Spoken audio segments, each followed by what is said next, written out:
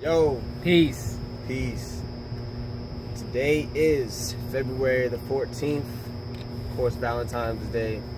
Peace and love to the family, peace and love to everyone out there showing and spreading love, y'all. Back to you with another series of Dr. Laila Africa, African Holistic Health. Again, thank you for the individuals who have compacted this book together. It has great content, and we want to continue to build and spread the truth to the community. Today, we're going to talk about hypertension, high blood pressure, and stress. These are very high importance in this community for us to acknowledge and be educated on. Stress is one of the main things that have caused a primary health issue in our community. Stress can affect you emotionally, physically, and spiritually. So we want to talk about what causes it and things that you can do to prevent it. So I'll let my bro Caleb go ahead and start things off with that. Shalom. So we first going to begin by, general terms about high blood pressure. So high blood pressure usually is a reaction to nutritional debt. So we have financial debt, Yes. which everybody knows about. But nutritional debt is when your body doesn't have enough nutrients to supply itself. And so what it does is it up the pressure of the blood in order to get more nutrients, Yes. to avoid renal failure, to avoid all types of atrocities that come with low nutrient balance. The catch is, with this increase in blood pressure, the foods that we eat usually nowadays in a conventional American diet are not appropriately nutrient dense enough, and so the increase in blood pressure does not actually supply the body with the proper nutrients, Right. increasing in an overall sense of tension, stress, and fatigue. Yes. So, in the Laila Africa book, it speaks about how an inflexible vascular system, which means your blood system becomes more and more inflexible, less tolerant to the changes in blood pressure. Now, this is important because if your blood pressure gets high and it cannot come down, you're in some trouble with regards to how much water and sodium your body holds on to and lets go of, and you're not in a state of true balance. Having a high blood pressure does not allow for your body to relax or release in certain times. Having a high blood pressure is good in specific times, like you might need for a sporting event or a high stress situation.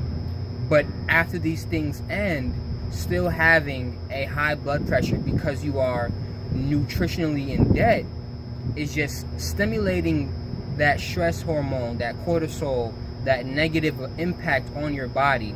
Yes. And so high blood pressure is a very frequent problem due to the conventional diet, and we're trying to get this society some love, bringing us back to our most natural eating habits. Yes. Just to build on that before he continues, what he's basically talking about is balance. All of these things, hypertension, stress, are imbalances in the body that will cause the cortisol to be released at extensive amounts, more than what we really need. If you saw in our last series, we talked about constipation. Constipation can be derived from stress or high blood pressure. Constipation can cause high blood pressure. Your body's not digesting, your body's not absorbing the right nutrients, and it's causing adverse effects. So continue. So the pressure of your blood usually is determined by how much oxygen and nutrients you have. Now, when you have high blood pressure, thick waste usually comes with that. And so if you have high blood pressure, you usually have an influx of waste and byproducts of a conventional diet. Now, if there is waste from a conventional diet in your blood, there's usually not enough space for oxygen and things you might usually need in your blood. Right. Therefore, causing dis-ease, leading to illnesses, traumas, lack of concentration, lack of focus, lack of ability to be present or have high energy. Now, this high blood pressure diminishes the ability of your kidneys to filtrate waste. It diminishes the ability to regulate hormones, and it diminishes the ability to aid mineral absorption. All of these things are very crucial to new cell formation, new growth, and becoming regenerated. So, determining on how high your blood pressure is normally, you might find yourself feeling weaker, getting sicker easier, and actually not regenerating yourself after an injury, not being able to heal yourself because your blood pressure is way too high on a resting basis.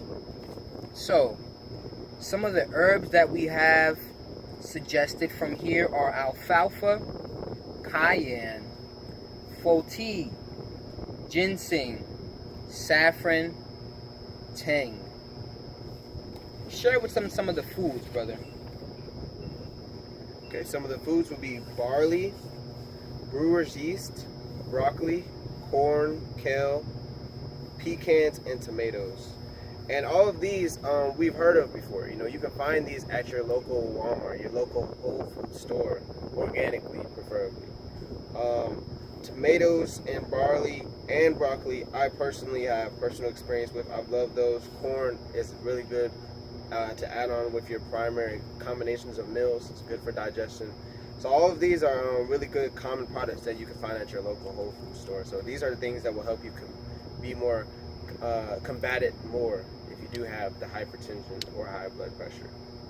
So figuring out what diet works for you, lowering your sodium, increasing your alkaline, high acid-based diets usually increase your blood pressure as well. Yes. So we understand there's a lot of love in the air, but you got to take care of your heart if you want to properly love.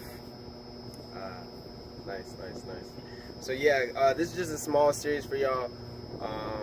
My bro Caleb, he dropped a lot of good jewels in this.